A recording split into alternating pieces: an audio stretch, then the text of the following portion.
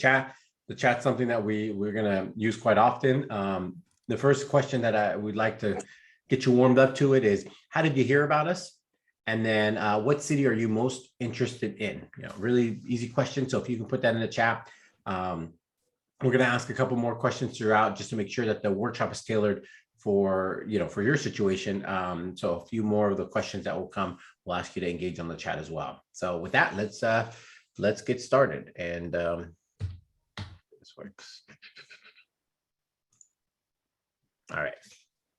So anytime we start anything, and just an overall philosophy, we really want to understand why it is that we're doing it, right? Why buy a house, right? Why not stay in your current situation? And that's really important, because if you don't have a strong reason, especially in this market, and we'll talk about how competitive it is, it's very easy to get discouraged. And so understanding why you're doing it is a really important thing. So we asked some of our past clients and those that went through the process, what they've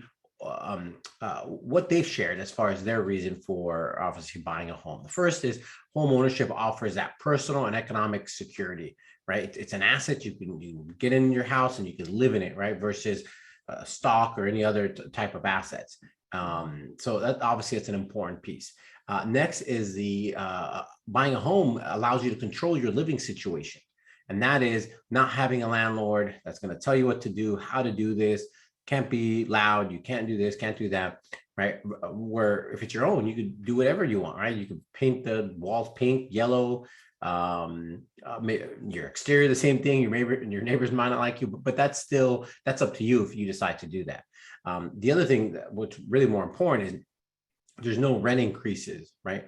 And that's a really important piece, because most people, especially those that we talk to, are typically younger in their career, right? Maybe they're 3 to 15 years into their career. So most have an increasing income over time, right? And generally speaking, most people do with inflation.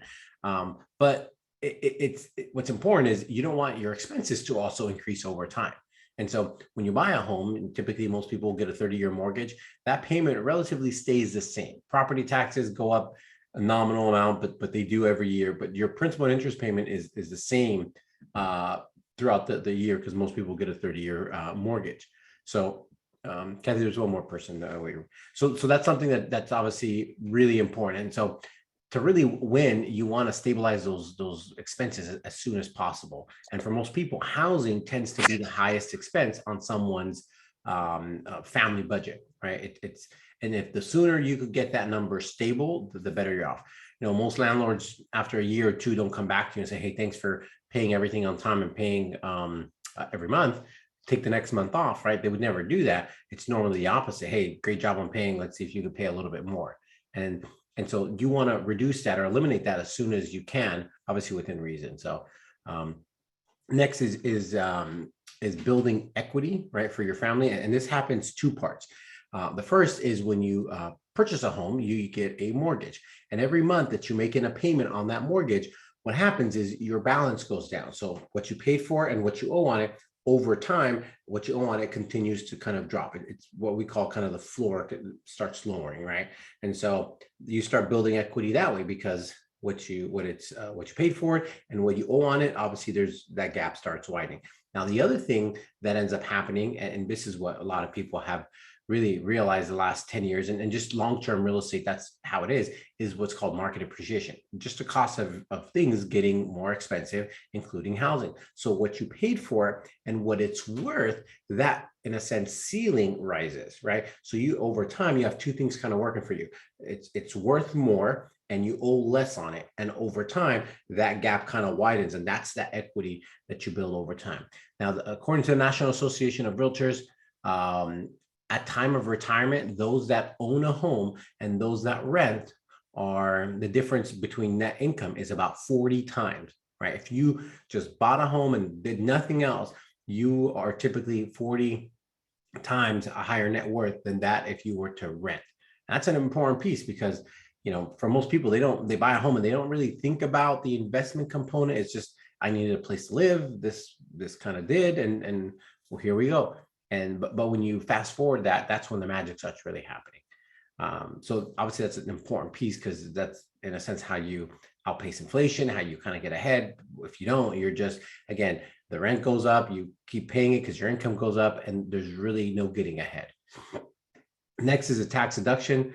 Without getting too technical, and our disclaimer about not being tax people, let's make it really easy. If you make $100,000 of income, right, you pay taxes based off of your $100,000, right? Pretty straightforward. Now, when you own a home, it's a little bit different. The property taxes and the interest that you pay, and some expenses and some mortgage costs as well, those are a deduction. But for most people, the big ones is a property taxes and insurance. So let's property taxes and mortgage interest. And so let's say every year you pay $20,000 in those two, your property taxes and your interest. And in this market, probably even a little bit more. So, but using that $20,000 example, with your same $100,000 income, now your taxable income is $80,000, right? The home is really one of the biggest, I think it's the biggest deduction right outside of having children that's available for someone. So now your taxable income goes from 100,000 to 80,000. So for most people, that might mean an additional $3,000 to $5,000, $6,000 more in a return, or if you're paying, you pay that less than if you didn't own a home. So if you factor that back into your monthly payment, where if you're, make numbers easy, $6,000, that's $500 a month, that your payment in a sense would go down because you have this benefit of owning a home and getting that tax advantage. So something that's really important for some people. Sometimes it's more for others, and people sometimes don't care and say, I don't care about it. Others, obviously, it's an important piece. Next is the shift to really generational home ownership. And this is something that was shared with one of the attendees, and one of the people that went through the workshop and obviously attended, and they shared this with us. And home ownership is typically generational. And what we mean by that is, I'll share our example.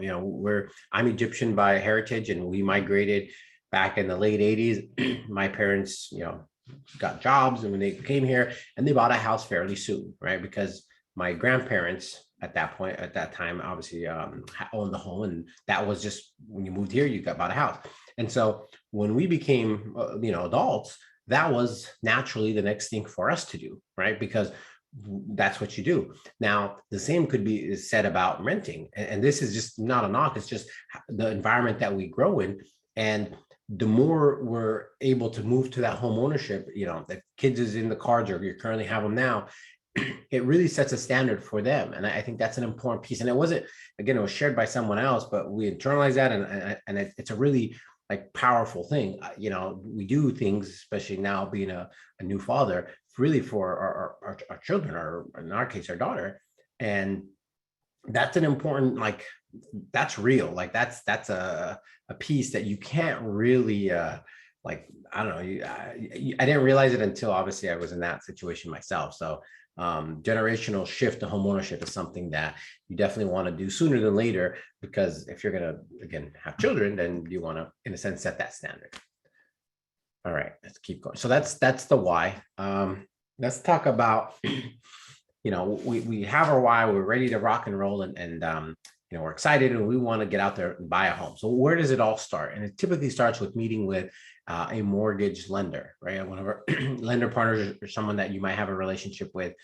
And when you meet with the lender, you're gonna get pre-approved for a mortgage. Now, a mortgage is a fancy way of really a loan that's collateralized by real estate. So that's typically where it starts. The example we give, if you're going to go shopping somewhere, you're going to, in a sense, check your wallet or see how much you have before you go buy stuff. Same thing with buying a house. You wouldn't necessarily go to the market without a wallet. Same in this case, you want to go shopping without having your finances in order. So when you meet with the lender, it's typically 30 to 45 minutes. They're going to look at three things. They're going to look to make sure that you have sufficient income, right? That you can pay every month, that you have enough assets, and you have credit in the acceptable range. And we'll go through each of those a little bit more in detail. So first, let's talk about income. And in the chat, if you could share with us, are you a W-2 employee, meaning you're employed by a company, the government, or what have you, school district, or are you self-employed, or you have a business, or maybe both? You have maybe a side hustle where you have a W-2 income, and then you have a 1099. So if you can put that in the chat, because we will use those as examples, and it gives me an opportunity to drink some coffee.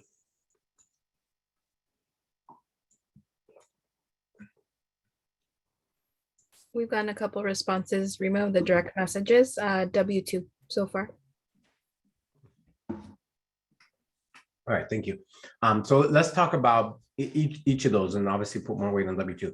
W-2 is very straightforward, right? You're employed by someone, they give you a pay stub, and at the end of the year, they give you a W-2. For the lender, it's easy for them to validate that you receive that money because the lender or your employer also sends something to the IRS, right? Very straightforward. The bank looks at that and uses that as your income. Now, if you are and this is those for side hustles, because more and more people have get a 1099 or have a have other income, right? And this is something that's really important, because when you go to your tax person, they see your W-2 income and they see, okay, you're obviously got some taxes withheld, and now your 1099, that means we got to reduce your expenses, right? Or increase your expenses to reduce what you pay. So let's give you an example. If you made let's same with the 100,000. You made $100,000 of W-2 income, and let's say you have a business or side hustle or anything, and you made $50,000, right? So combined, you made $150,000. But most tax people will say, "Oh, I want you to come back, so I'm going to get you to pay lower taxes, so then you could come back and you could tell your friends." And they do that by increasing maybe your expenses, right? You made 50,000. Oh, but you spent this, this, and this, and this, and we can maybe make that a wash, or worse, make it a negative. And typically we'll see this in the first 2-3 years of a 1099 or established business, where they over expense things because they have expenses set up and all this other stuff. The problem is the bank always looks at your net income. So if you made that 50,000, but you said you expensed 70,000, then you lost 20,000. And so they take that away from your income. So and we're in the beginning of the year, so obviously you're able to kind of play with the numbers per se when it comes time to do your taxes. So what we always say is you get your tax returns that you're going to file, not necessarily filed, almost like a draft. You take it to the lender and say, Mr. or Mrs. Lender, if I filed this, what would I qualify for? And that's a really important piece, versus just saying, okay, let's just file the taxes and never look back. Because when you come, do your get a home, then it might backfire, where you might qualify for what it is that you want. So if you're a W-2, straight W-2, not really a big concern. If you're a 1099, make sure we maybe have an offline conversation, or we connect you with the lender that kind of understands 1099 income, because that's something that's really important. One other thing about income, it has to be stable and durable. So it can't be unemployment. It can't be disability, temporary disability. It can't be workers' comp. The bank's giving you a loan for 30 years with the expectation that every month you have the capacity of paying. So if you have temporary income that has an expiration date, then at that point, it's obviously the bank's not going to consider that as qualified income, because at one point it's going to end, right? And typically it's about 2-3 years. So if it's court-ordered child support and it's for the next 15 years, then that's fine. But if it's going to end in a year, then they might not consider it. What else about income? I think I'd say if you had breaks, you went from company A to company B, as long as you're within the same line of work and the break wasn't more than, a month, they'll still ask questions, but that's a really important. But if you were a nurse and you said, you know what, today I'm going to be a welder, and I'm going to go in the welding world, then obviously the bank wants to see that you can succeed in that position, that in that change of job, and they would typically want to see about a year's worth of you being in that job for a year. So if you haven't changed jobs and you're W-2, then it's pretty straightforward. All right. Let's talk about next is enough assets. Enough assets is just what you have to contribute to the purchase of the home, right? And for most people, that'll come from a checking, a savings, maybe a 401k. What else? A gift from some family members, right? Maybe your parents, brother, sister, grandparents, someone that's going to give you some money. So what's important about whatever money that you are going to introduce to the purchase, the bank will typically ask for a couple months worth of the statements, right? Especially in checking and savings. And what they want to see is really no deposits outside of payroll deposits. And if they do, then they're going to ask questions, right? So let me explain that. So, money going out, they don't care. Money coming in, they care because they want to know, they want to, in a sense, make sure that it's not money laundering or drug money or anything like that. So any deposit that you might have, they're going to ask. And so you might say, well, I don't really deposit that much money. It's not like thousands and thousands of dollars. We see it when people have, and this is kind of, we're removed from this now, but if you have parties and you get monetary gifts, right? It's a birthday party, a wedding, or this or that, and you receive $2,000, you take that $2,000 and it's cash, you go to the bank or the teller and say, hey, I want to deposit this money. As soon as it becomes cash, right? And not like a check, there's no way of knowing where that money came from. And so banks don't like that because they want to make sure that everything kind of checks out. And so if you have cash deposits, or again, you have a side hustle or money just coming in, it's really important that you reduce that activity or minimize it to like a side account where it doesn't interact with your main one. But any money that comes into your primary where the money is, they're going to ask questions, right? They'll ask for your Venmo history. They'll ask for proof of or explanations of each deposits that's typically over $100, $200, because again, they want to, and it's part to do with the Patriot Act and all the things that the government kind of watches over. So if that's you, just make sure you're going to be asked for 2 months and we kind of clean it up. And you might say, okay, well, it's not bad. Can I show it to you guys? And you can definitely show it to the lender and say, hey, Remo mentioned that they look at 2 months. And if I continue this activity, are we going to get any red flags, right? And that's something that's really important. Next is acceptable credit history.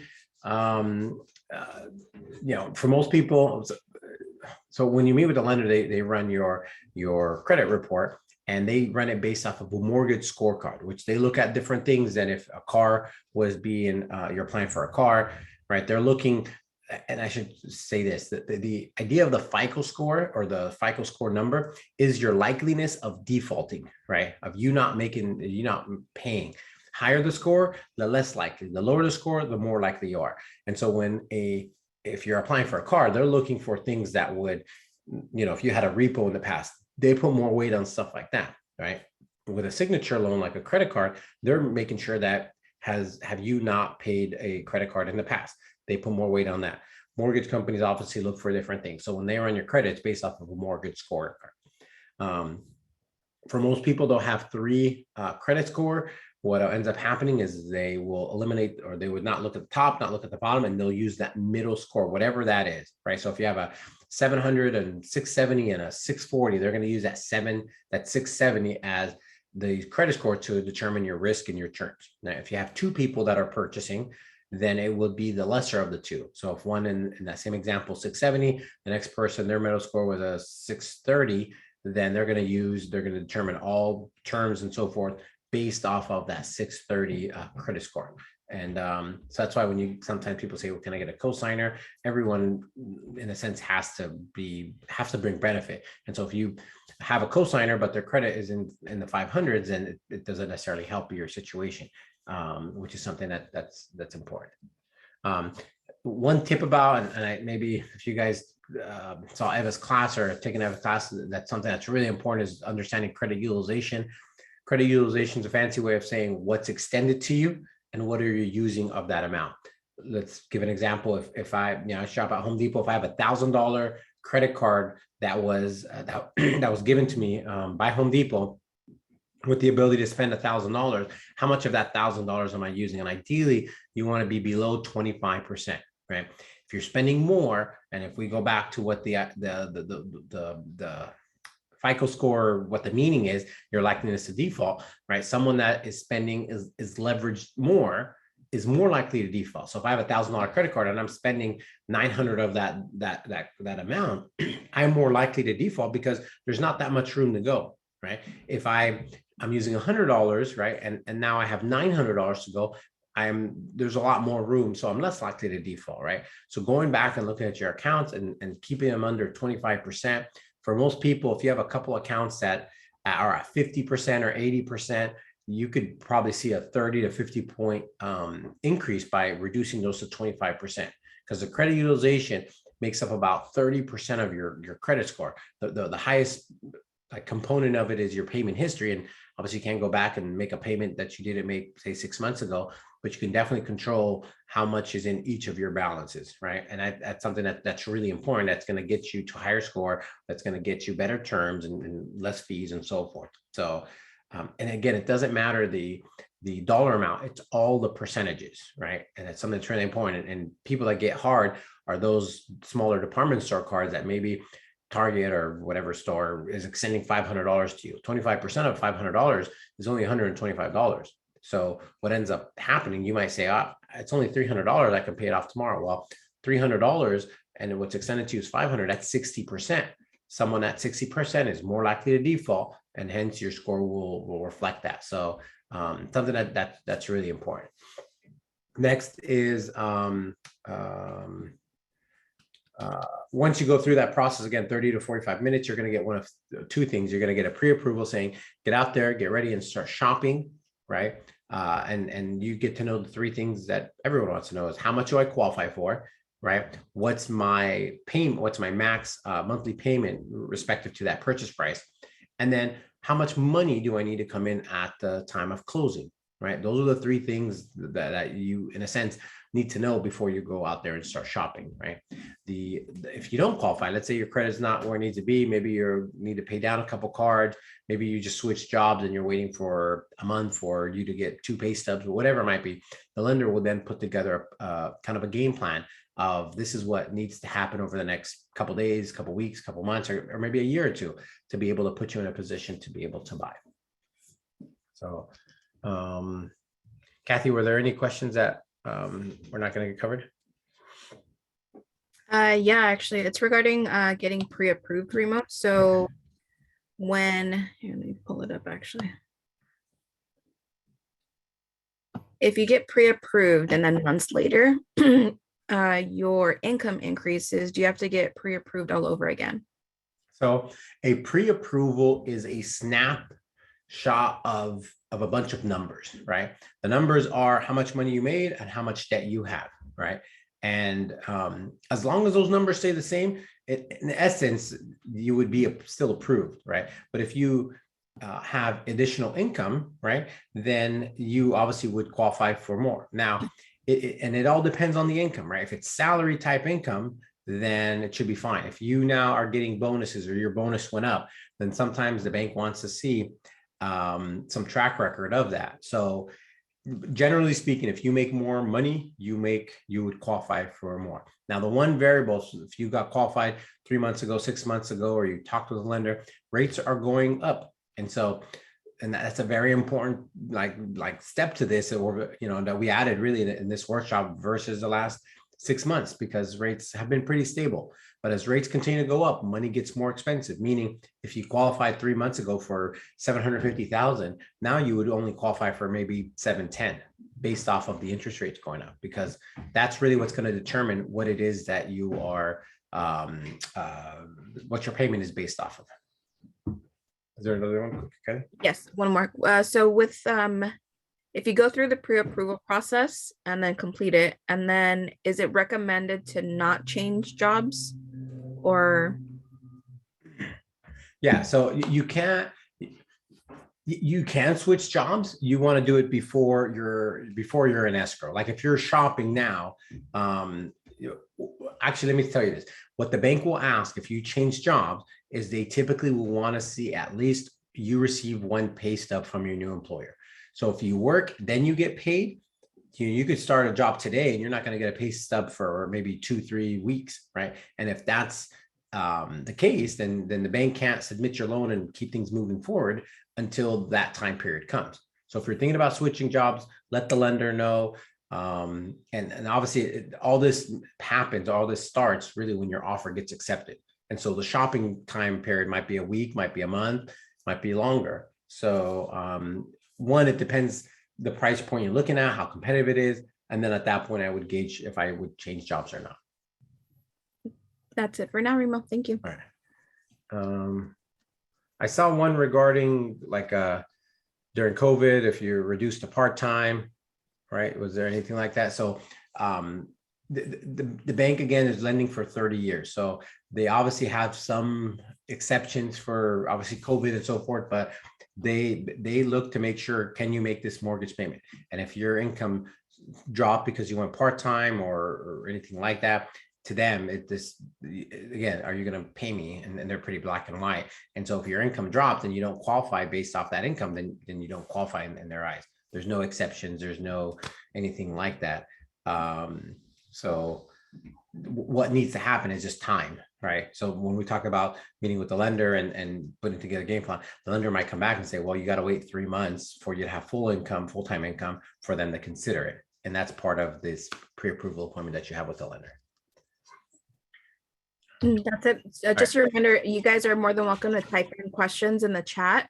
And if we don't acknowledge them right away, I promise we'll cover it towards the end.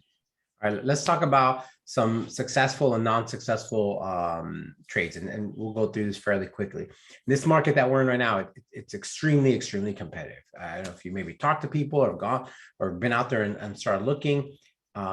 It's tough. There's no kind of way around that, because there's a lot of people wanting to buy, people in your situation, and there's just very little for sale. And so, we kind of go back to what happened last year with toilet paper. It didn't matter if it was 1-ply, 2-ply, 3-ply. People wanted to buy anything, and they were paying substantially more than what retail in a sense would be. And that's really the same for housing right now. And so just kind of keep that in mind. So let's talk about successful, being flexible, right?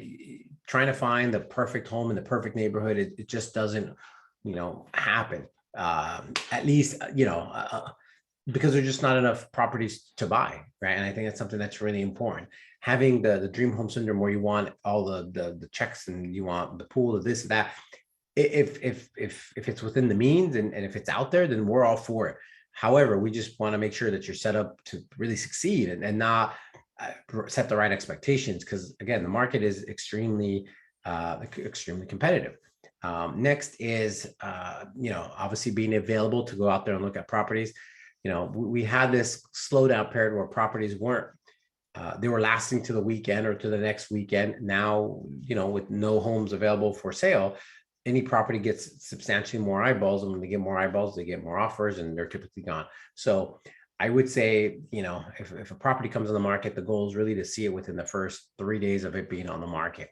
If not, by the time we make those arrangements, it in a sense might be gone. So just keep that in mind as you're looking at homes, and maybe you have a pulse and you've been eyeing some homes now, and as soon as they went on the market, they became gone, and they sold for a higher price. I think that's an important activity to do, to be able to see not just what a home listed for, but what a home actually sold and how fast it sold, because that's an important piece, because you now are understanding the market and what kind of market that we're actually in. Next is targeted and focused versus all over the place, and that's just geographically, right? What area are you most interested in? And what we always recommend is, do you pick a city or maybe two and just see all the options within those cities, right? Versus trying to compare different counties, different drive times, and you're gonna even in this market, you still might get a good amount of options, where trying to compare the size of a house in the Inland Empire for 800,000 versus buying in Whittier for 800,000, and what you get versus in LA versus Orange County, it's not, you're not comparing apples to apples, right? And that's something that's really important. So what we say is pick a city and just see what those options are, maybe two, and see what those options are at. Next is obviously what it is that you're looking for, right? Is it a 3-bedroom, 1.5 bath in the city of Whittier, 1,200 square feet, versus saying, well, I'm good with the condo, with the townhome, maybe some units, and in all 3 counties, right? LA, Orange, and maybe the Inland Empire. As long as I find anything within those, when you have such a big area and all these variables, it's very hard to make a decision. It's like, me going and shopping for something, and then there's all these, I need to know that I'm buying this one thing. And when I'm going in there, my example is, if I go in there and buy toothpaste, and I buy Crest toothpaste, and I go to Target, I'm just making a beeline, versus saying, well, let's look at all this other stuff, right? And I think that's something that's an important. So know what it is that you're looking for by identifying the type of property that you want, the location, and obviously being able to get out there and see it fairly quickly. and I'll being flexible to the overall property. All right, so once you, we're approved, we got some good characteristics. Now it's time to actually go look at homes. So once you get through that process, we've set kind of a one-on-one with the team, with Francisco and Rebecca, AJ, and what we'll end up doing is they'll get a sense of what it is that you're looking to buy, right? Are you, again, looking for that 3-bedroom in this city and so forth, and get those parameters and start receiving homes from us. Now, once you start receiving homes, then you'll just kind of raise your hand in a sense and say, yeah, you know, from the 5 you sent me or from the 3 you sent me, I'm interested in this 1 or this 2 or these 5, right? And at that point, we'll reach out to the agents, try to see how fast we can get in there and see the properties. Also ask if, and obviously it goes in this market without saying, if they have any offers, right? We ask all that information, and really our goal is to collect as much data. So if we do like it, that we can write a stronger offer, right? And one of the slides down, a couple of slides, we'll talk about what a strong offer looks like.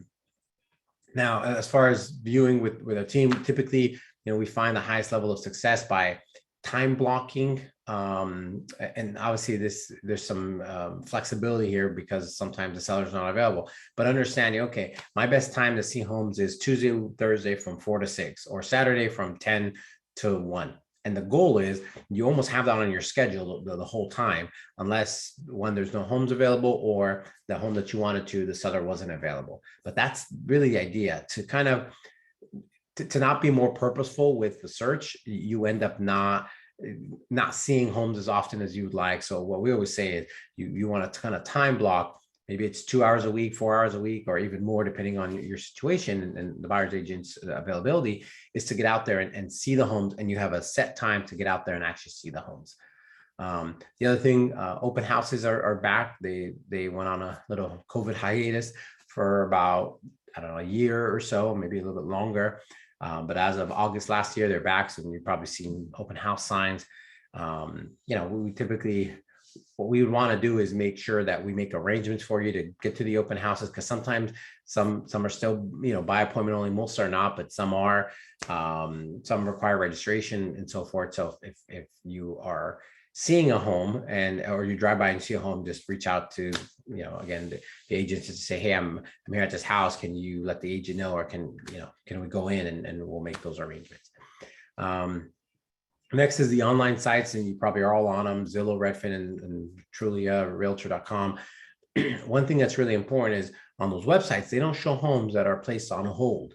And those homes are typically another 25% of all properties. So when you receive homes from our team through the multiple listing service, which is kind of like the main data, all Zillow, Redfin, all these sites, they have subscriptions. So based off of their pockets and how frequent their subscriptions, they again buy the data, and that's how frequent it's updated.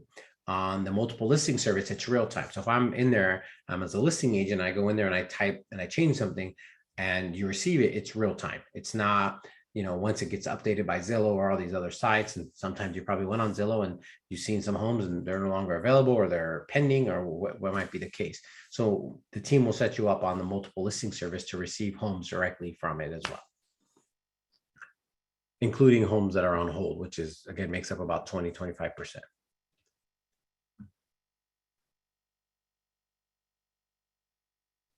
All right. Any new questions, Kathy, or we're good? Regarding house prices, but I think we can probably address that in the next couple slides. Okay. All right. So now that you're approved, got good characteristics, understand the home hunting process, now you're actually physically in the homes. And so the question is, well, what is it that you look for? So most people, what they do is they look for, they look at pictures, they look at furniture, they look at how clean a house is, how dirty a house is. They have a lot of dog poop, or they don't have any things that don't necessarily matter. And that's something that's really important. So once we're all done, you'll get a link to this video. We put together a walking tour of a house in Whittier, really identifying the things that could be problematic or could be future expenses, right? And really the analogy, let me see if it's empty. My coffee cup here, imagine this is the house that I'm buying, right? Anything that I could lift this cup and turn it to the side, anything that falls out is not part of the sale, right? Anything that stays, the cup's the worst example because it's a cup, but if I have a box and I tilt that box over to the side, anything that falls out is not part of the sale. Anything that's obviously stays in the box is part of the sale. So, windows, doors, trees, fixtures, cabinets, all those things are physically attached to the property, hence part of the sale. Anything that could fall off, picture frames, furniture, and things in the cabinets, things on the walls, that's all personal property. That's not part of the sale, right? So that's something, as you're walking, just keep that in mind, right? If it's physically attached to earth, to the ground, it's typically part of the sale. Yeah. So what else? So we'll get you this video, and you guys can watch it once we're all done. I think it's 8-9 minutes. We won an Academy Award for it. It's all good. Just kidding. All right. Now, next is, how do you determine price? We like the house and we want to get out there and actually make an offer, right? We went through it and we said, hey, this is the one. And so typically it starts with a conversation with the agent, right? The home is listed for, let's say, 700,000. And what do we offer? 701, 699, 650, $1 million in this market, right? But we try to get as much intel from the agent as possible, right? And understand why it is that they're selling. Maybe there's certain things that we can include in our offer, and in a slide or two we'll kind of talk about that would make our offer stronger to them. Obviously price is the biggest lever we can pull on, but sometimes there's other things that the seller is more interested in. One of the homes Francisco sold maybe a year or two ago, the seller of that home was waiting for their home to be built. And so it was important for them to get a lease back from the buyer for 30 days because they had kids, and a dog, cat, turtle, all the animals. And so to go into temporary housing and then go into their new home was going to take, it was too much of an effort. So they put more weight on a buyer that was going to give them those 30 days. And obviously our buyer has to agree to it and say yes, and it's their choice. But that was really the only reason that they offer, not only, but that was a big consideration to make sure the offer got accepted, and it did. The buyer could have said, no, I don't want to do that. And we just moved on. But those are the types of things we want to get, because if that makes sense for us, then obviously we can include in the offer and increase our chances of getting an offer accepted. The other things that we look for, days on market, again, it's very little on average. And I'll just share the numbers. Normally we log in and show you on a multiple listing service, but and I'll use the city of Whittier, and if you follow us on Instagram, we put together a kind of an update for a few cities. In the city of Whittier last year, over 1,700 homes sold, right? 1,700 homes. That's usually on average over the last 20 years, probably about 1,600 homes, but let's say 1,700 homes. On a monthly basis, that's 145 on average, right? Some months are higher, some months are lower, but 145 homes sell. So that gives us our consumption rate. How fast are homes moving? Every month, 145 on average sell. Right now, or as of yesterday, there was only 45 properties in the whole city for sale, 45. So if buyers are consuming 145 and we only have 45, that means within 10 days, right? No new homes, like there will be no homes for sale in the city of Whittier, right? And that's as light as it's ever been. We've been doing these workshops for some time. Normally, even in the last 2-3 years, what we've seen is 70 to maybe about 120 homes in the city of Whittier, properties for sale. And now we're at 45, which is the lowest I've ever seen in my life. And so that obviously creates for more competition, because if there's in the past, if there was enough toilet paper to go around, then it didn't matter. But if it was only those 10 pieces, it didn't matter what they charged. You just wanted them, and that's exactly the market that we're in. So, days on market, it's how fast it moves. On average, we're closer to like 21 days, maybe 2 years ago. Now we're closer to 6 to 8 days on market, meaning the house will be gone in 6 to 8 days on average. I mean, obviously there's some that are gone within a day or two, and some are gone within 2 weeks. But on average, it's 6 to 8 days, which is, again, the fastest we've probably ever seen. Next is comparable homes. In this market, in an appreciating market, comparable property, looking at comparable property doesn't really make sense, because if a house sold 6 months ago, we can all probably agree that whatever someone paid for 6 months ago is not what someone's going to pay for it now, right? And so looking at comparables in this market is not as obviously as relative. And one of the slides we'll talk about what it looks like when the appraisal happens and so forth. What else on there? Multiple buyers. I mean, God, if you guys have been out there, you probably know, but it's competitive. I mean, there's no other way around it. And does the seller have to send a counter offer? And the answer is no. The seller doesn't, just because we make an offer, they don't necessarily have to send us a counter, because sometimes we'll get to a point where it's like, okay, well, let's send an offer and see see how they respond, or we'll wait until the counter. Our goal is to put our best foot forward, because in the most part, there's no counter. Because if the seller, and I'll tell you from just being a listing agent, if we receive 20 offers, we're not going to send 20 counter offers. We're typically going to talk to the top one or maybe two and see if we could get all the terms that the seller is looking for. And at that point, move forward with that buyer, right? And sometimes the seller says, we'll counter the top three or top five, and that's their decision, however they want to approach it. But the goal is not to send a kind of an okay offer, and then and gauging an okay offer is based off the conversation with the agent. The agent tells us, hey, we have 15 offers and they're all above 800, and we say, okay, cool, we're going to send a $700,000 offer. Obviously, it's not going to get the traction. We'll go through the motions, we'll do it, but the goal is to try to get all this data, and at the end of the day, give it to you and see if it makes sense to submit that offer or not, or just move on. I mean, that's really the alternative in the market that we're in now. All right. I don't mean to be a Debbie Downer, but I would rather be more direct and let you guys know what the market is like, versus saying it's rainbows and butterflies, and it's not. It's like skull axes, or what are those things called? Whatever they're called. All right, let me get some water. Is there any more questions, Kathy, or any questions?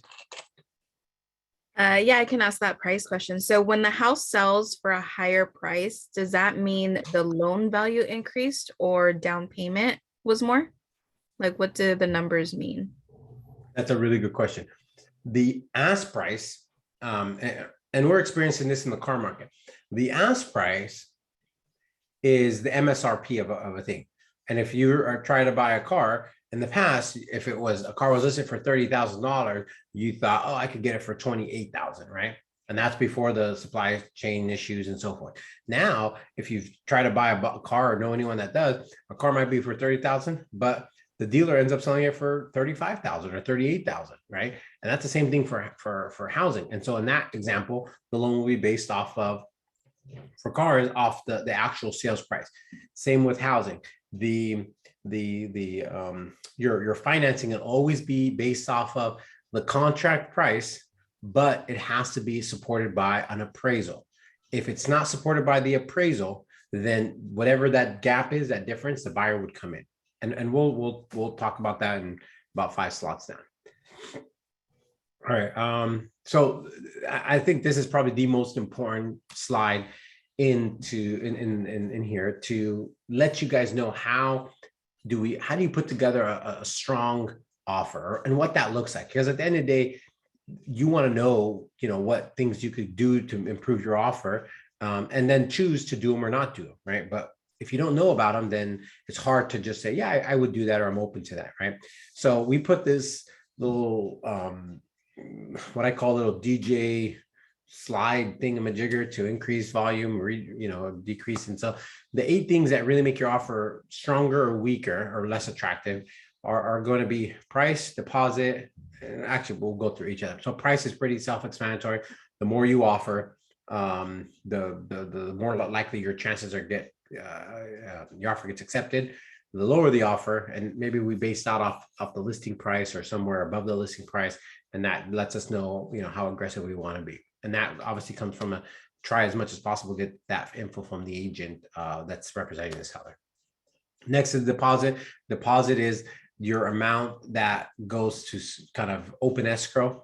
That amount also goes to the purchase, right? So for most people, for most purchases, it's anywhere from 1% to 3% of the purchase price.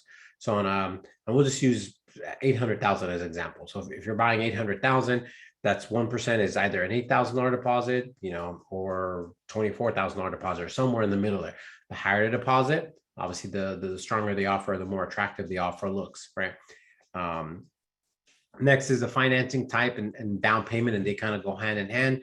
Financing type, if you're using any type of down payment assistance on the least attractive, then maybe, as you put more down, like an FHA loan, then a conventional loan, then obviously a substantial down, like 50% down. And then the most attractive is obviously going to be cash, right? So someone that's paying cash is going to be more attractive because they're going to be there's no loan to qualify for or anything like that. They have the money, they could write a check and it'll all in a sense be done. So, and again, we share this because offers that you might be making might be going against some of these other offers. And you might say, well, why did they accept their offer? Well, if it was a cash offer and ours was a finance, let's say FHA offer, then obviously, to a seller, you're going to pick the best of the offers. And so if all terms are the same, then you're going to go with the cash offer because they're going to get asked less questions. They have the ability of just writing a check versus going through the lending part that we kind of talked about. Let's see, down payment, obviously, if it's with the financing type, if it's, low down payment where it's 1-2%, it's 3.5 FHA, and obviously all the way to 100% down payment, which is again cash. These two are the two that I think are really important. So the appraisal contingencies, right? On the residential purchase contract that you sign to make an offer on a property,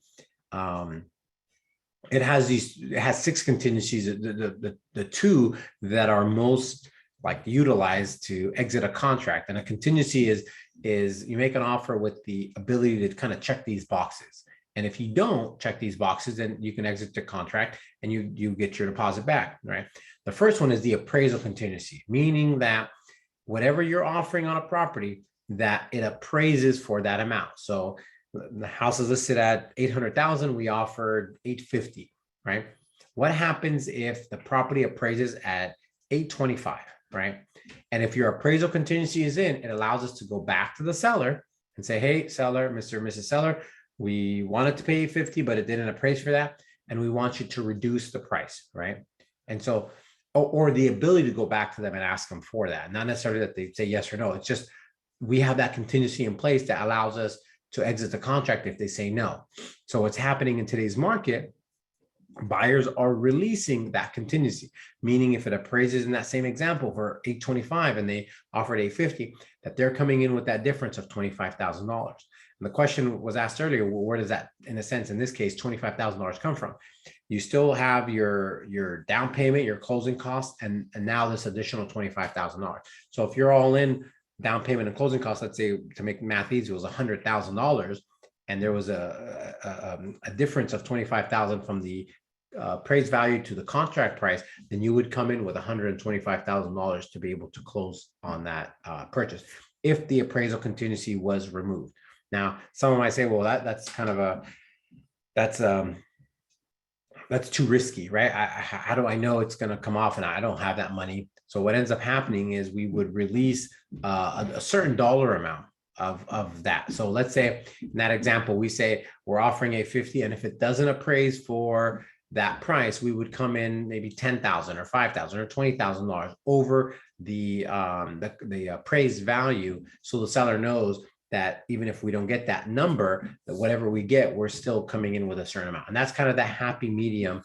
And you might say, well, that's really competitive. And I'll tell you, just on the listing agent side, I would say that from the last 10 properties, 8 of those transactions that closed, the buyer released their appraisal contingency and came in with that difference. The most recent one that closed a week and a half ago, and I didn't think they were going to come back, but they really wanted the house. And for them, they had family that lived, a block away, and it made sense. They came in above the appraised value. I think it was close to $80,000, where they came in with their down payment, they came in with their closing costs, and it didn't appraise. And that difference was $80,000. I thought they were going to come back and say, hey, this is too much. But they said, no, we'll still take it. And they paid that $80,000 above the appraised value. Again, obviously, we're not saying that you need to do that in every situation, but just know that there's those around us that are doing that. So when an offer doesn't get accepted, we have a better sense. Now, again, our goal is to leverage our relationships and especially if you're buying, fairly local, to be able to get all the intel we can. Again, we've been around for some time, so we have a lot of relationships, and we use those really well to be able to get more intel, or really to get kind of the last shot at hopefully getting an offer accepted, or at least get those terms, and then we make that decision. Does it make sense for us to move forward or not? Next is the other piece is the inspection contingency, and that's part of the purchase is you get an opportunity to do any and every inspection you want, and I think the next slide or a slide after that we actually talk through those. So on the most attractive is saying we're buying the home as is, right? We're not asking for any repairs, and something to note is the purchase contract itself, that's all realtors use in California. On there, it referenced that the home is sold in its as-is condition. The reason why is it's a resale home, meaning it's equivalent of buying a used car, right? A used car is going to not have a new engine, it's not going to have a new transmission, the paint might have some chips and so forth, and that's really what you're buying. Now, there's new developments, like if you're familiar with Whittier in the Groves, right? They have about 700 or so homes that were built in the Groves, and those are obviously brand new that no one has ever occupied. So those typically have a 5 to maybe 13-15% premium on top of resale homes. So if that's obviously of interest, but understand most of the homes, almost all the homes that we're going to be looking at are going to be resale homes, meaning someone has occupied it for whatever duration that they're in now, or might have been the original owners. But it's not new, right? And so when the sellers potentially ask us, that we come back and say that the home is sold in its as-is condition. Now, it doesn't restrict our ability to still do inspections, right? It just lets us know that they're not going to be making any repairs to the home. And you're seeing that more often, because if everyone out there is saying, no, don't worry, we'll just take it as is, then it becomes almost a standard. And that's kind of where we're close to being at now.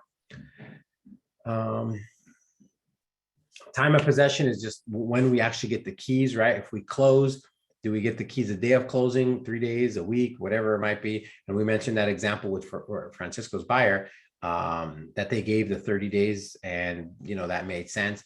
So that's a way of making it more attractive, right? If we say no, you need to be out there at the time of closing, and they still have to move and all this other stuff, then obviously it's not going to be as attractive. So we try to give whatever time within reason, and we still have to say yes. They can ask for whatever it is that they want, or we can extend whatever it is they want, but we still have to agree to it. If it doesn't make sense, it doesn't make sense. Which something that's really important. And then closing costs, are they paying for closing costs? And really more attractive, do we start paying for their closing costs? And we're seeing that on as well. And so we could talk through each of those when we actually start getting offers or making offers, but those are the important things. And maybe Kathy, when we're all done, maybe we send this PowerPoint screen or shot. All right. If there's no new questions, I'll keep going. Now let's talk about what makes up the actual offer package that goes out. So we talked about ways of making the offer stronger, and these are all items that are in your actual purchase agreement, right? And the purchase agreement is kind of the nuts and bolts, is who's buying, what's the address, how long are we asking to close, what's the deposit, and a lot of the things that we talked about go on the actual purchase contract, right? And it's a standardized, 10-page form that kind of spells out all the details. Next is a copy of your pre-approval. That's a letter you receive from the lender that says your mortgage, you're able to obtain a mortgage, and you went through that process. Next is going to be your proof of funds. So whatever it is that you're putting down, right? Like if we talked about your checking, savings, 401k, wherever the money's coming from, or even a gift, we obviously have some sort of documentation that shows that, for example, Kathy has X amount in her bank, and that's sufficient to obviously cover the down payment and closing cost. The first page of the credit report with personal information whited out, that just to show that you have credit scores in the acceptable range, right? Obviously that's important, because if you don't have credit scores, you can have all the other stuff, but obviously you're not going to be able to obtain financing. And the last thing is a kind of a seller letter. It's kind of the personal touch. It's us getting out the little violin and going to town and really explaining why it is that would hopefully get selected over the next, 2, 5, 20, 100 families that are making an offer. So that's something where we ask you to kind of put together that letter. We have some samples, to help drive, get the creativity fluids kind of going. So, but those are really important because that gives that personal touch to, obviously, to a seller that's receiving a bunch of offers that after a while they all kind of blend in to become one. So this kind of hopefully separates us a little bit. All right. So make the offer and the offer gets accepted, right? And so now what, right? And I think this is kind of a transition because over time you kind of get used to going out and looking at homes, maybe making offers, but this is where it becomes real. This is where the deposit is actually placed that we talked about, right? And this is what you hear when someone opens escrow. That means a seller accepted an offer and it goes through a escrow company, which is a third party mediator that makes sure at the end of everything, you get the house, the seller gets the keys, and everything on the contract is executed as it should. So 3 things are going on at the same time. The first thing is that you meet with the lender again. Depending on when you met with the lender, maybe it was 2 weeks ago, a month ago, or 2 months ago, whatever documentation that they have is probably expired, meaning they want pay stubs and bank statements that are typically within 30 days, right? So if you met with them 2 months ago, obviously your pay stubs that they have are expired. What's also important is that's when you sign your mortgage application with the actual property address of the home that you're buying. And really the most important reason of meeting them fairly within the first day or two is the lenders who orders the appraisal, right? It's not us as agents, it's not the seller, it's not you as a buyer, it's the bank. Because if you're, let's say, putting 10% down, the bank's putting up 90%. So they obviously want to make sure that the property is worth whatever it's worth. And if it's not, and we talked about the appraisal contingency and what that looks like, then obviously being able to come in with the difference. But the appraiser is ordered by the bank. Next is we're able to conduct any and all inspections that we want. Once escrow opens, you'll receive an email from our team. In that email, you will get an email with all the different types of inspections one can obtain. All of them have a cost associated to them. There's probably about 40, 50 different types of inspections. Most people start with a general home inspection. A general home inspector will go on the roof, go in the attic, go underneath the house if there's a crawl space, open and close all windows, doors, check outlets, look underneath sinks, look at fencing. And at the end of all this, give you a sense of if there's anything that needs to be addressed right away, if there's something in the future, or, what's really going on with the house. And I think the important part is just you get a better sense of what it is that you're buying, right? To some people, if there's an electric hazard, maybe they put recessed lights and they didn't put the wires in a box, right? Someone might say, oh, the house is going to burn down, or it's going to, because they don't have electrical experience. Or I might have a cousin that's an electrician and I hear that and I'm like, oh, okay. And it's not a big deal. So every kind of buyer is a little bit different because of their resources and what they're comfortable with, not comfortable with. Some people might say the same thing about plumbing or the foundation, or others just say, okay, that's not a quick example. When I bought my first place, it was built in the early 1900s. And, this was 10 plus years ago. And the inspector says, oh, your brick foundation is not good. If you have a big earthquake, it's going to fall, and I got all these inspections and I got a small credit from the seller to do something I never did anything with.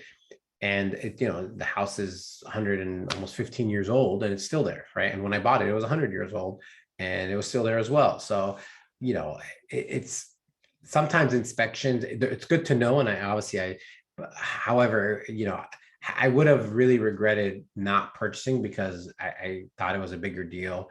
And I'm not saying downplaying repairs, but in this market, you're going to see a lot of that where homes are not going to be, because sellers know that anyone will buy anything. So they're going to put that out there. So you want to definitely get inspections and understand what it is you're buying.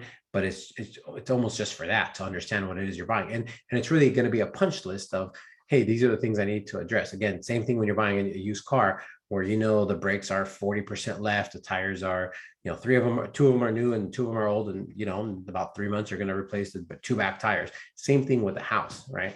And that's again what the market that we're in now.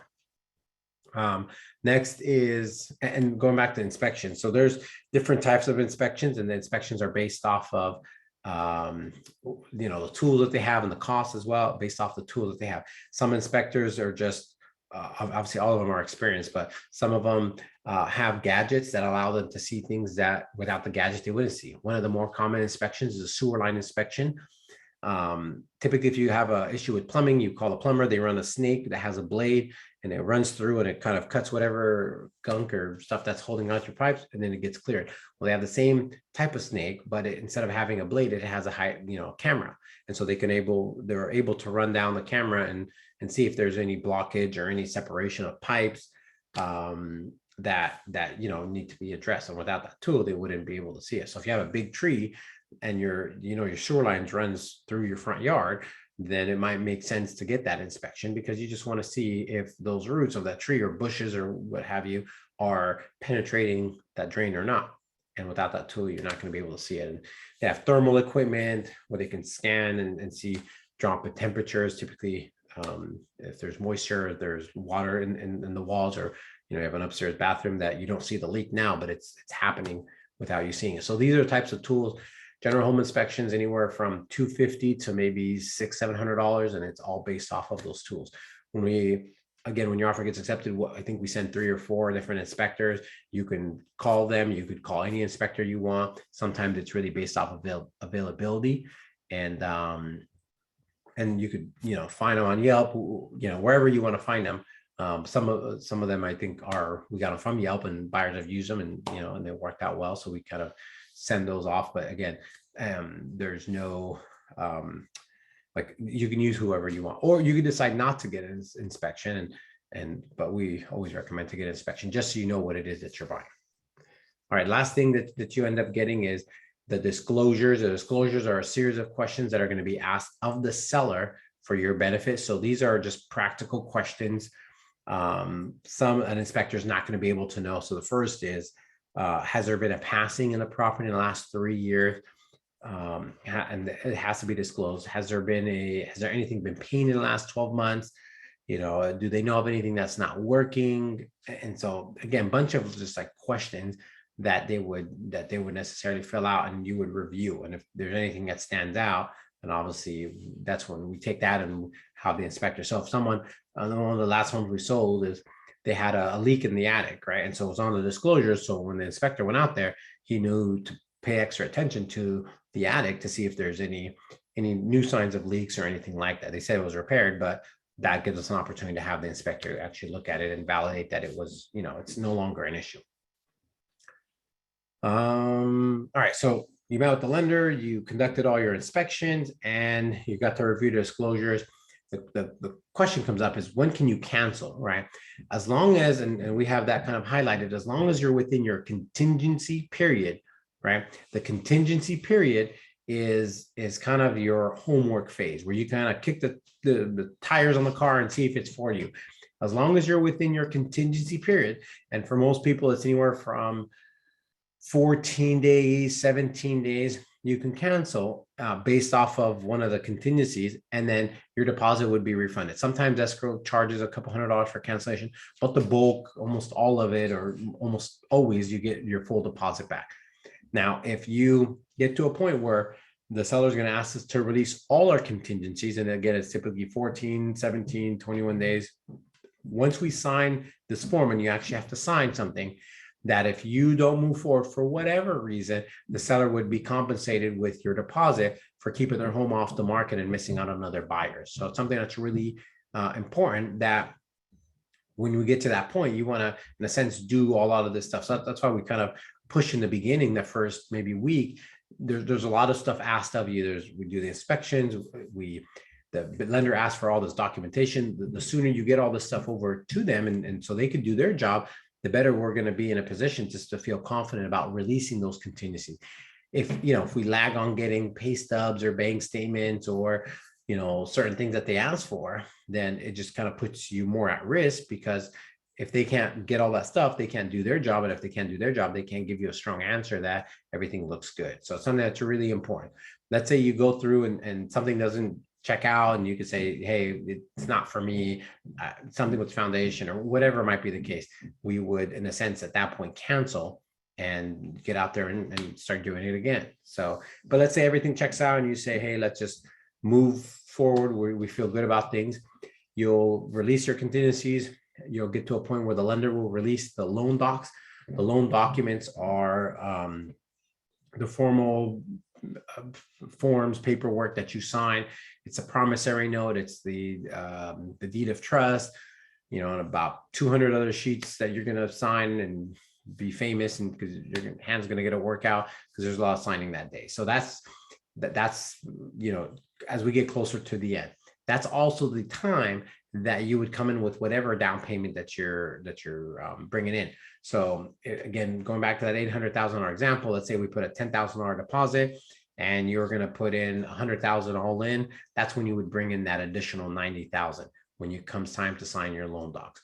Typically within a few days after that, the lender receives obviously your money that gets wired over. It receives they let the bank know, go ahead, fund the loan, meaning that they will release their money. Once the escrow company confirms they got your money, got the lender's money, they will then release the grant deed to the register recorder office to record. Once that grant deed records, typically it's the next day when they receive the funds. Then at that point, that's when you become the official owner of the house, because that's when the deed gets recorded under your name.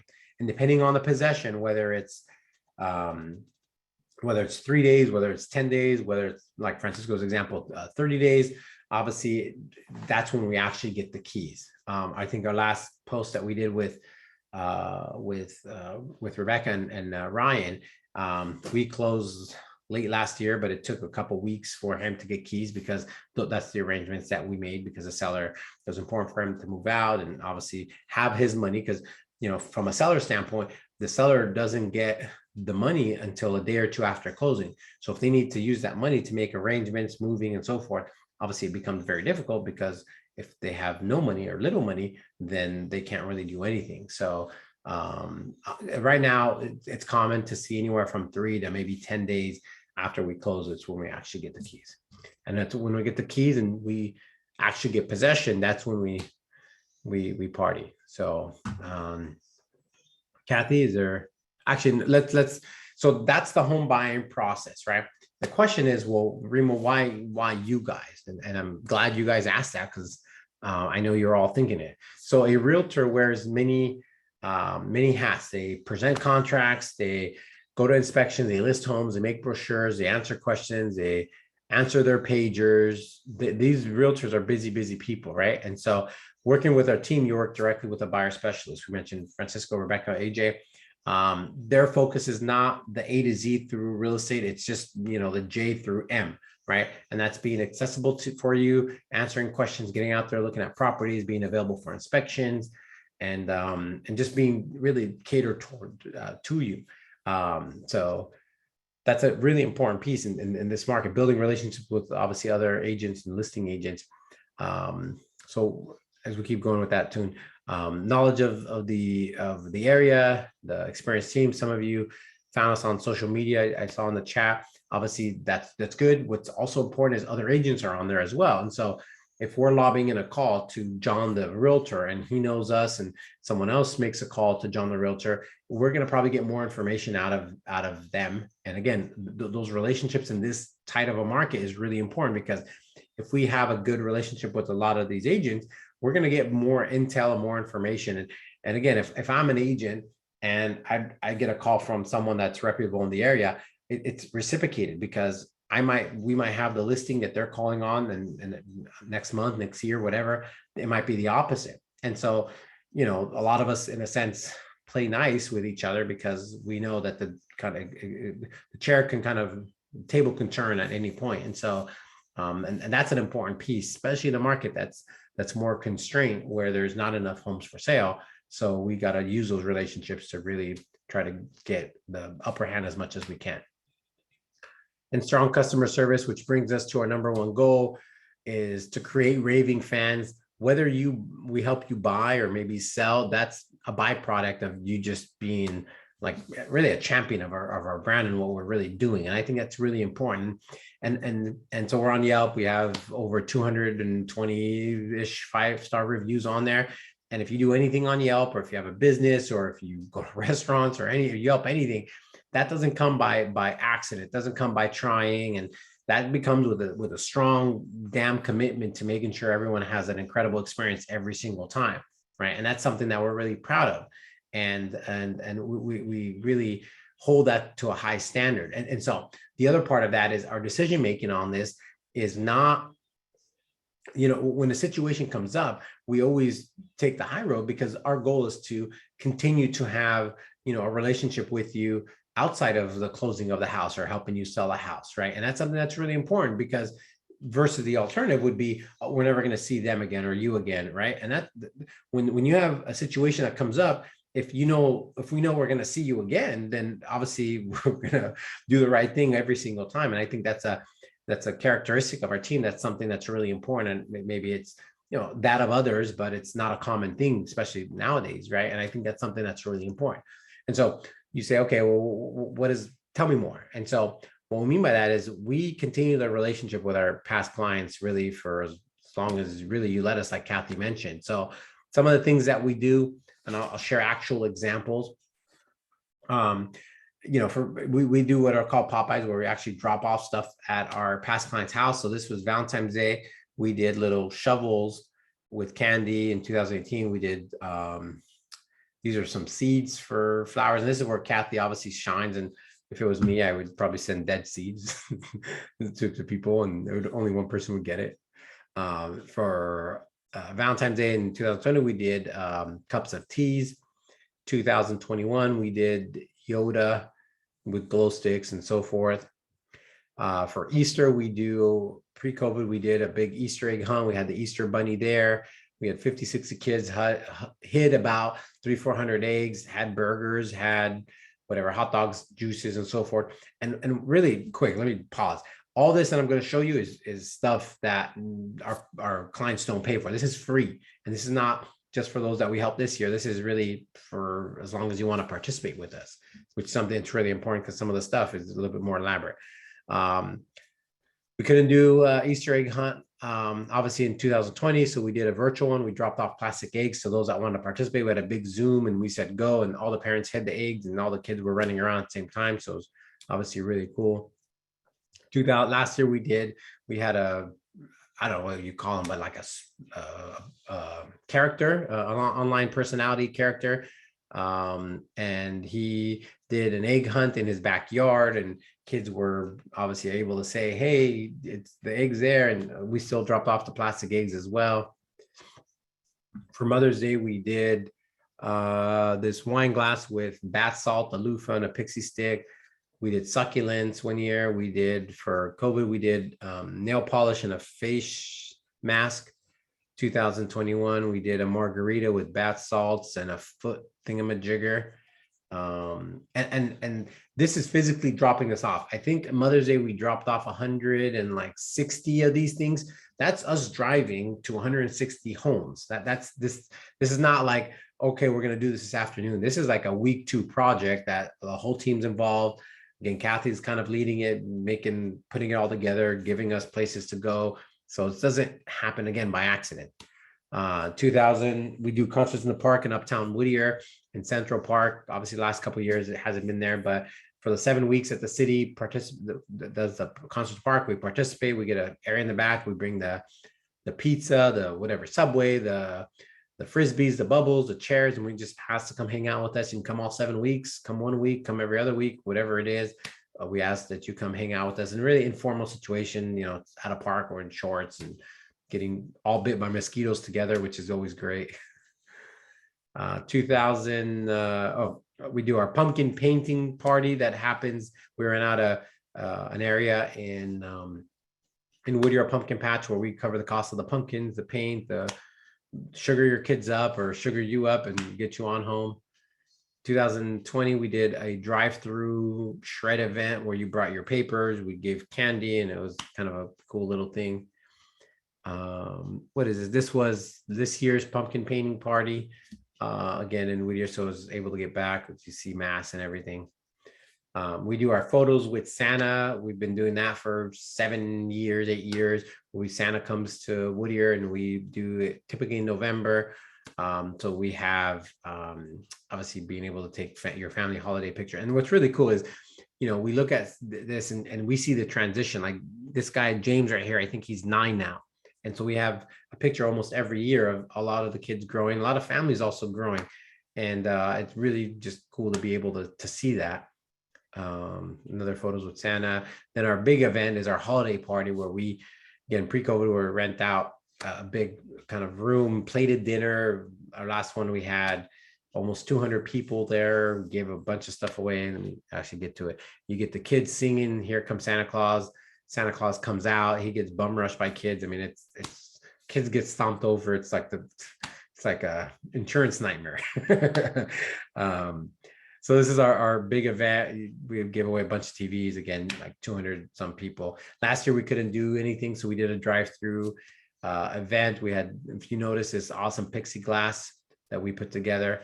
No one's really used it, but if you want to take a picture behind plexiglass to keep you safe, we had that too. And this year's photo with Santa. Yeah, and that's it. So that concludes the workshop. And that's kind of who we are and what we do and how we do things for our clients. If this kind of jives with you and this makes sense, we love the opportunity to kind of get things started. So first step would be connecting with the lender partner. Our team will reach out over the next day or two to just make sure to answer any other questions that you might have. Also connect you with the lender and really get the process started. And just, again, we're here to support. I know part of it, I'm kind of a Debbie Downer, but I'd rather be more realistic and know what we're walking into versus, feeling like everything's going to be fine and we're just going to look at a house and we're going to get that offer accepted. That's not. It's kind of a little mini battle, but we're here to kind of be in the trenches with you and make sure that all happens. So thank you guys for attending. If there's any questions, we're going to go through the chat really quick. If you have questions, you can unmute yourself. That's one way, or you can type them into the chat, but we're going to answer every question that you have. Yeah, Remo, a few did come in earlier. With a conventional loan, can you put 3% down, or is more better? It all depends on your credit score, but yes, there's conventional loans that allow for 3% down. The FICO score requirements typically a 740 and above. And it's usually just for single family residents and not so much condos. For condos, sometimes it's a little bit, it might be 5%. But yes, to answer the question in a general way, yes, because there's conventional 3% down loans. Is more better to put more down?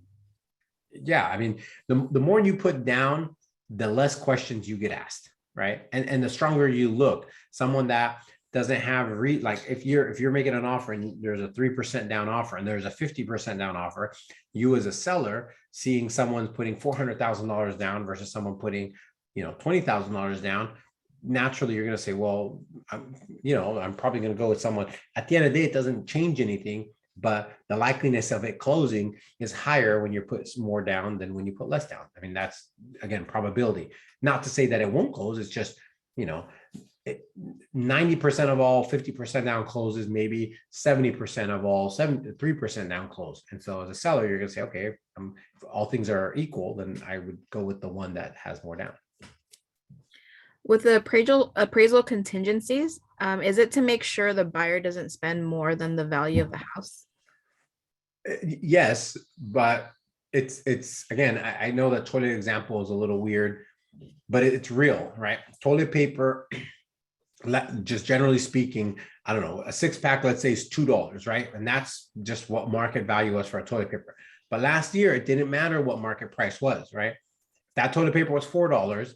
People were paying it. If it was $3, it was $2.50. If it was 1-ply, and that's again the market that we're in. So generally speaking, yes, the appraisal needs to be there, but the when you have an appreciating market, sometimes the appraisals don't keep up or are not keeping track, because an appraiser uses historical data. What happened 3 months ago? What happened 6 months ago? So if I'm looking at the comparables that sold 6 months ago, a 3-bedroom in Whittier, they're going to be lower. And so as an appraiser, I'm capped at what the last property sold, right? So you get kind of these issues with appraisals, because if we're going up fairly quickly, then we're looking at behind us. What we're looking behind us is just lower price sales that are not going to justify the new sale. And that's just a common thing in the market that we're in. And that's why, and you'll see it when you make an offer, and you're going to get a counter offer that says that you're being asked to release the appraisal contingency. You still have to say yes or no, but you'll realize that it's a very common thing. And as you start making offers and receiving counter offers back, if we receive counter offers back. Are the disclosures sent before or after a deposit is placed? They are sold. They are. It all depends. No, it's very rare that we get them before an offer is made. It's during the contingency period that we receive them. Sometimes, if it was a canceled escrow, and if we have the disclosures already, we might send them out. But generally speaking, you're getting them after you open escrow.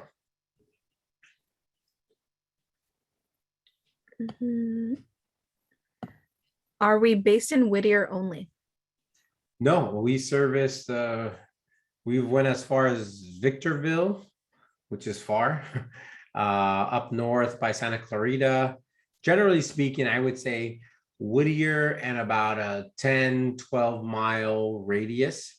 So we service the IE, Orange County, so just not Whittier. We use that just because we are in a sense based there. We do more business there, but we don't do all our business there. We're outside of the area, so we can help you in other areas. Those are all the questions that I saw in the chat, Remo. Okay. Well, if there's no new questions, if anyone else want to unmute themselves, you're more than welcome to. If not, we'll hang out here another 30 seconds and hear me? I have a quick question. Sure. I just wanted to make sure I understood correctly. So if you can let go of the appraisal contingency, but the bank are still going to do an appraisal, right? Correct. And if the bank appraisal comes back lower than your offer, you have to upfront the difference. Correct. Or so this is where it gets a little gray. When you release the appraisal contingency, that means you can't cancel for that reason. However, there's other reasons that you can cancel. So let's say if for example, that $80,000 buyer, they came back and they said, oh, it's not the $80,000. We don't like the plumbing underneath the house because we still have that contingency in place. So we're canceling for that reason. But once you release that contingency, it's almost like an imaginary door, right? Once that door is closed, you can't exit from that door. But if there's another door still open, you can exit from the other door. Got it. Okay. And then just another question I had, as far as meeting with lenders, do you recommend shopping around for lenders to compare interest rates, or I haven't met with the lender before, so I just was curious on that. Sure. That's a good question. The cost of money is relatively around the same. I think the most important thing is, are they known in the area that you're most interested in? Right. What else? And do you connect with them? I think those are the biggest things. Same with us. I mean, you're going to find lenders that talk too much, don't talk a lot, are very analytical and give you a lot of details, and not that. And it really jives with whoever kind of you are. So if that makes sense, then I think you'll be fine. If you feel like maybe they're not the right fit or they didn't connect, then I would say definitely at that point shop. However, just from a cost, interest rate, it's not relatively that much difference. I would be more concerned with, do you work in this area I service? Because when an offer is made to Joe the Realtor, the more likely they know Joe the Realtor, the more likely Joe the Realtor is going to feel good about our offer. So that's why using a credit union that no one ever, it's a small credit union, or, we get this with veterans that they want to use USAA credit union, and the loan officer is in Arizona, right? And we get a 1-800 number to talk to them. That's just, you're not going to succeed with those types of pre-approvals, just because if I'm a listing agent, I receive that and I'm like, who do I call? And I have to call 1-800 number and talk to a different person every time. It doesn't give me that warm, fuzzy feeling. Got it. Okay. Thank you. Question did come in, Remo. How many lenders do you recommend to meet before you determine which lender is right for you? I Oh, mean, oh, you unmuted yourself, or you muted yourself, Wendy. oh, I thought that was my question, but it's a little different because I typed it in the chat too. Oh, Oh, okay. yeah, I would say, you know, again, once you get that warm fuzzy feeling, most of the people we work with, you know, I personally use them or we've used them ourselves, buying or refinancing. So it's not, you know, and they're long established relationship, meaning that we've seen, you know, their track record, not just in the last month, but, you know, most of them for 5+ years. And the true test of someone is when something goes wrong, right? And I think that's a really important thing, because whenever, you know, when you meet someone and everything's good and dandy, it's like, it doesn't matter. But once something happens, and obviously that's a different story. And so that's some of the lenders that we work with, that we've had those bad situations, and how they responded is obviously an important thing.